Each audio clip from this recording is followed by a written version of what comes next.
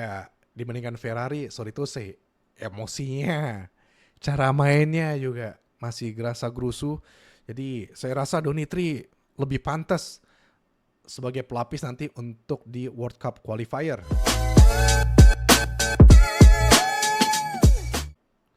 Assalamualaikum warahmatullahi wabarakatuh. Shalom, Om Swastiastu, Namo Buddhaya, salam fans Timnas Indonesia. Oke, perkenalkan saya Junior. Saya adalah analis ataupun pegiat untuk PUBG Mobile Indonesia. Mungkin teman-teman yang nonton skena PUBG Mobile udah tahu. Tapi mungkin buat yang baru kecantol ataupun fans-fans Timnas yang keklik video ini buat kita nge-review, saya coba ngebahas tipis-tipis tentang kesimpulan proses apapun yang terjadi dari badan Timnas, tapi bukan sebagai expert analisis, medium-medium aja. Oke, kalau expert analisis ada Coach Justin, ada Bung Ropan, ada Bung Valen Jebret, ya banyak lagi. Dan di sini pure sebagai fans Timnas Indonesia yang ya menengah-menengah aja lah, yang medium-medium aja. Oke, langsung ke pembahasan. Saya nge-record ini setelah menonton tadi ya, Timnas Indonesia kalah di Piala AFF oleh Filipina di kandang kita sendiri, di Manahan Solo, skor 1-0 yang harus didapatkan Filipina dari penalti. Handsball yang tidak sengaja ya sebenarnya ya, kita ngerti juga. Bermain 10 orang sangat sulit, cukup cepat. Ferrari dapetin kartu merah, agak-agak geling-geling kepala sebenarnya. Kartu merah yang nggak perlu yang harusnya terjadi. Jadi try hard banget bermain 10 orang untuk dapetin gol ataupun untuk mencetak gol. Dan 1-0 tanpa balas benar-benar. Tapi ya, permainan cukup meningkat lah ya. Agak lumayan. Agak sedikit enak lah, nggak lumayan. Sedikit enak untuk kita saksikan ya dibandingkan match-match sebelumnya. Benar-benar match-match sebelumnya lawan Vietnam parkir bus, lawan Laos bola salah passingnya lebih banyak.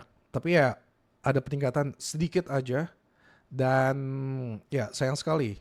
Memang sih ekspektasinya tidak tinggi, tapi jangan diturunin juga. Karena kebiasaan Indonesia di Piala AFF ya standarnya yang sering kali itu runner up. Dan ini kalau saja enggak. Ya mungkin ini adalah salah satu konsekuensi juga ya, karena kita menurunkan pemain-pemain muda. Karena kan visi misi ke depan adalah memotong satu generasi ya.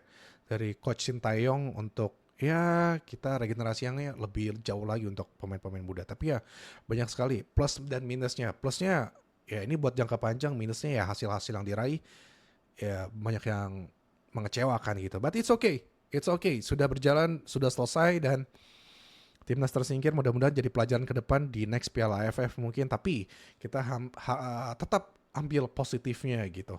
Oke, sebelum kita nanti ke kesimpulannya dengan hasil positif apa yang didapat, kita bahas dikit-dikit dengan line up seperti ini. Marcelo dimainkan, kemudian juga Rafael Strike, ternyata finishingnya juga masih belum oke ya, dan digantikan Hoki Caraka juga masih belum stabil untuk dapetin performa. Tapi nggak fair juga kalau ngomongin Hoki Caraka kan harus bermain 10 orang juga gitu ya. Tapi ada peningkatan aliran bola udah cukup lumayan lah. Dan ada satu momen dari Ahmad Maulana ya, coba mengambil dari sisi sayap dan menarik ke ampel lini tengah. Sayangnya finishing dari Arhan Fikri kembali yang masih belum mampu dapetin gol. Sayang, itu permainan yang cukup bagus banget yang dibuat momennya oleh Ahmad Maulana. Dan lini belakang ya ngomongin Ferrari masih jauh dari kata harapan.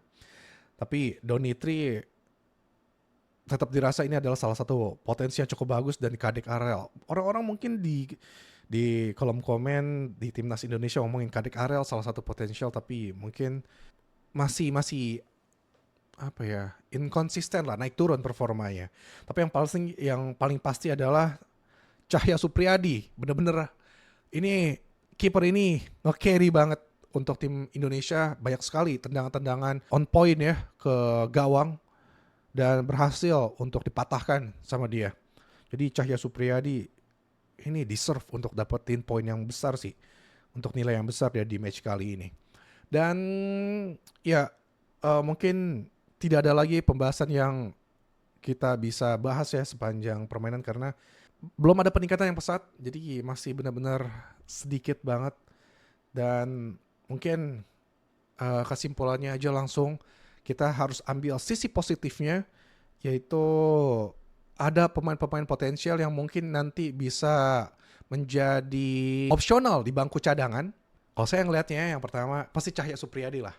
Cahya Supriyadi ini sangat pantas untuk berada di samping dari Martin Paes ataupun Nadeo yang sorry to say, Hernando masih belum memperlihatkan konsistensi performanya. Tapi Cahya Supriyadi sangat oke. Walaupun Hernando juga banyak melakukan save juga untuk Indonesia. Tapi kalau dilihat dari performa oleh Cahya Supriyadi, tidak banyak gerakan tambahannya. Itu yang poin plus dari Cahya Supriyadi. Minim gerakan tambahan dan selalu melakukan hal-hal yang perlu aja. Dan save-nya juga cukup oke.